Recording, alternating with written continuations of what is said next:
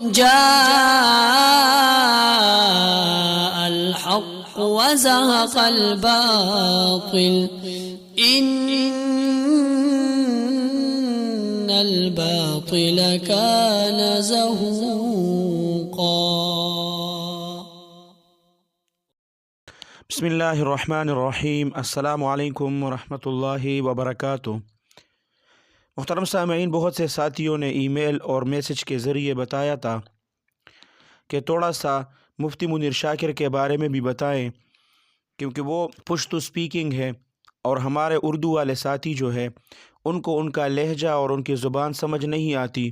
تو بہت سے ساتھیوں نے یہ ای میلز کیے تھے کہ اس کے بارے میں بتائیں اس کا عقیدہ کیا ہے، اور اس کے بارے میں یہ بھی آگاہ کریں کہ اس کی کون سی باتیں جو ہے وہ غلط ہے.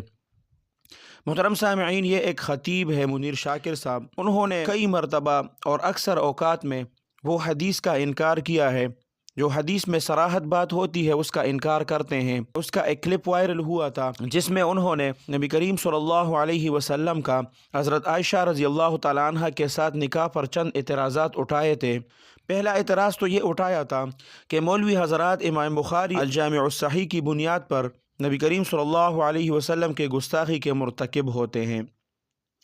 پھر دوسرا اعتراض یہ کیا تھا کہ نبی کریم صلی اللہ علیہ وسلم نے حضرت عائشہ رضی اللہ تعالیٰ عنہ کے ساتھ 9 سال کی عمر میں شادی کی. یہ قرآنی آیت حتی اذا بلغ النکاح کے مخالف ہے. تیسرا اعتراض یہ کیا تھا کہ امام بخاری رحمۃ اللہ علیہ کی کتاب الجامع الصحیح میں لوگوں نے اضافے کیے ہیں، گویا کتاب صحیح البخاری جو ہے یہ محفوظ طور پر ہم تک نہیں پہنچی ہے. محترم سامعین، یہ تینوں اعتراضات در حقیقت ان کی جہالت کا نمونہ ہے. تعجب اس بات پر ہے کہ کچھ لوگ جو ہے ایسے لوگوں کے سامنے بیٹھتے ہیں اور ان کو سنتے بھی ہیں اور ان کو مفکر اسلام اور مفسر قرآن وغیرہ کے ناموں سے پکارتے ہیں. محترم سامعین، اب 2-3 دن پہلے ہی جو ساتھیوں نے رابطہ کیا تھا اور انہوں نے وہ کلپ بھیجا تھا، اس کی روشنی میں آپ لوگوں کے ساتھ 2-3 باتیں شیئر کرتے ہیں. اب کچھ دن پہلے انہوں نے کلمہ طیبہ پر اعتراض اٹھایا تھا اور انہوں نے اپنے اس کلپ میں بتایا تھا جو پشتو زبان میں ہے کہ یہ کلمہ طیبہ لوگ جو پڑھتے ہیں لا الہ الا اللہ محمد الرسول اللہ، تو انہوں نے بتایا کہ اس کے درمیان تھوڑا سا وقفہ کرنا چاہیے اور اس طرح پڑھنا چاہیے کہ لا الہ الا اللہ محمد الرسول اللہ. اس کے درمیان وقفہ کرنا چاہیے. اور اس کی دلیل کیا بیان کرتے ہیں؟ دلائل جو دیتے ہیں تو اپنے ذہن کے مطابق دیتے ہیں.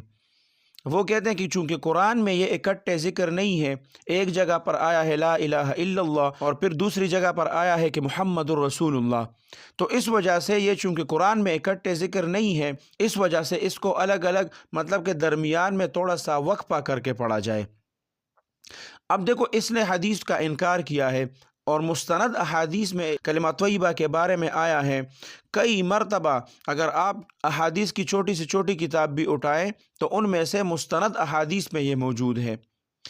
اب چونکہ ہمارے اردو زبان سمجھنے والے ساتھی وہ ان کی باتوں کو نہیں سمجھتے، اس وجہ سے انہوں نے ہم سے رابطہ کیا کہ ان کے بارے میں بتایا جائے. تو محترم سامعین، ایسے لوگوں کی تقاریر نہ سنی جائے چونکہ یہ منکر حدیث ہے. یہ تو میں نے آپ لوگوں کو 2-3 مثالیں دی. اگر اس کی پوری تقاریر سنی جائے تو ہر تقریر میں یہ کسی پر اعتراض کرتا ہے، کسی کو گالی دیتا ہے، کسی کو برا بھلا کہتا ہے. اب پچھلے دنوں میں جو مولانا طارق جمیل صاحب کا بیٹا ان کا وصال ہوا تھا تو ان کا بھی انہوں نے مذاق اڑایا تھا.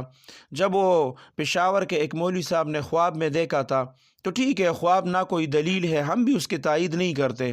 تو مفتی منیر شاکر نے اس کے بارے میں کیا کہا تھا کہ ہم تو کتنے بڑے عالم ہیں، ہم کتنے دیندار لوگ ہیں، ہم نے تو آج تک فرعون اور نمرود کو بھی خواب میں نہیں دیکھا.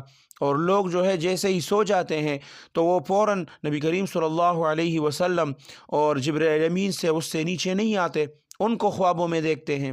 تو یہ اس کے بے ادبی کی باتیں، نبی کریم صلی اللہ علیہ وسلم کے لیے بھی بے ادبی کے الفاظ استعمال کرتے ہیں اور اس طرح کے بیہودہ گفتگو کرتے ہیں، اور اس میں اکثر اوقات وہ احادیث کا انکار کرتے ہیں.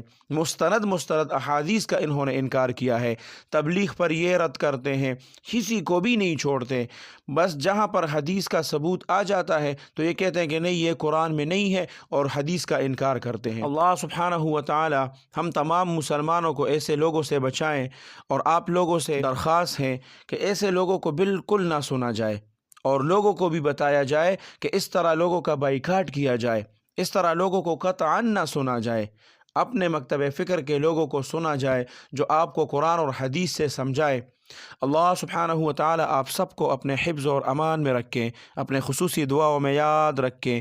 السلام علیکم ورحمۃ اللہ وبرکاتہ۔ جاء الحق وزهق الباطل إن الباطل كان